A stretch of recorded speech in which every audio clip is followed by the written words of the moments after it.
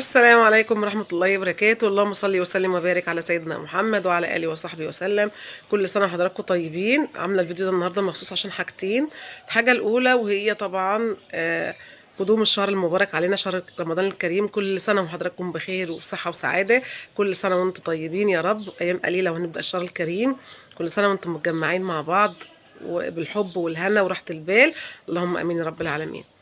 الحاجة التانية وهي عيد الأم. طبعا كل سنة كل أم صحة وسعادة وخير وراحة بال. كل سنة وكل أم على راسنا وفي قلبنا. كل سنة وانت طيبة.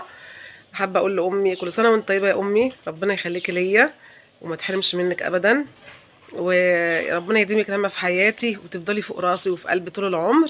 بحبك جدا لانك انتي مش بس امي، انتي صاحبتي واختي. ربنا يخليكي ليا وما تحرم منك. كل عام وانتي بخير، كل سنة وانتي معانا في وسطنا يا رب، ومالية حياتنا ومنورة الدنيا كلها. بحب برضو اوجه تحية لكل ست بيت ام، اقول لها كل سنة وانت بخير وطيبة وسعيدة بولادك وبيتك ودنيتك، وتكوني راضية وعايشة مرتاحة البال يا رب.